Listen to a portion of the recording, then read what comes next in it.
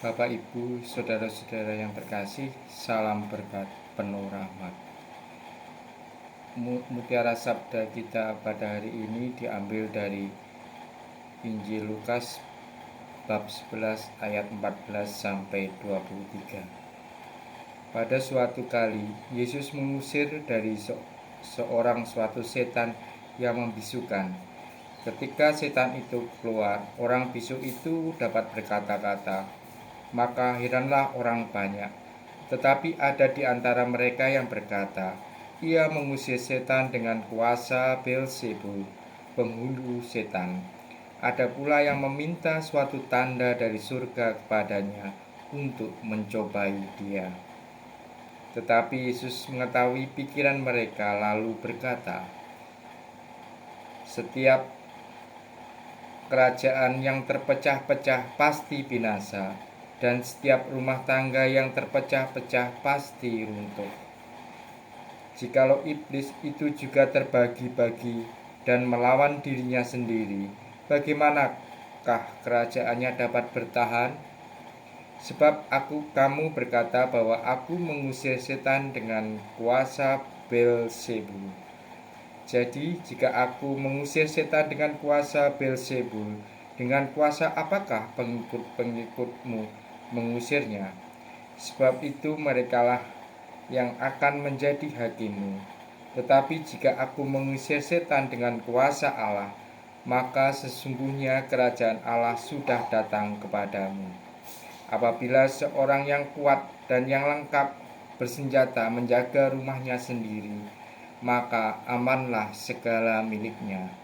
Tetapi jika seorang yang lebih kuat daripadanya menyerang dan mengalahkannya, maka orang itu akan merampas perlengkapan senjata yang diandalkannya dan akan membagi-bagikan rampasannya. Siapa tidak bersama aku, ia melawan aku, dan siapa tidak mengumpulkan bersama aku, ia mencerai-beraikan. Demikianlah Injil Tuhan. Bapak Ibu yang terkasih di dalam Tuhan, Yesus mengatakan semua orang yang tidak bersama Dia berarti melawan Dia. Yesus ingin mengatakan bahwa banyak kejahatan di dunia ini justru karena terpisah dari Tuhan. Karena ketika manusia jauh dari Tuhan, maka kekuatan jahatlah yang akan menguasainya. Maka dari itu manusia diundang bersatu dengan Tuhan. Kekuatan hanya akan diperoleh jika manusia membuka hati bagi rahmat Allah. Ada banyak tawaran dalam kehidupan kita sekarang ini. Perhatikan yang kita lakukan setiap hari. Bukankah kita lebih melakukan hal-hal yang menyenangkan kita dan berusaha memperolehnya dengan cara-cara yang kurang baik? Sebagai murid Kristus, hendaknya kita berusaha untuk senantiasa bersamanya, bersatu dan melakukan kehendaknya, bukan sebaliknya, berlaku sesuka hati kita dan tidak mewujudkan nilai-nilai Kristiani.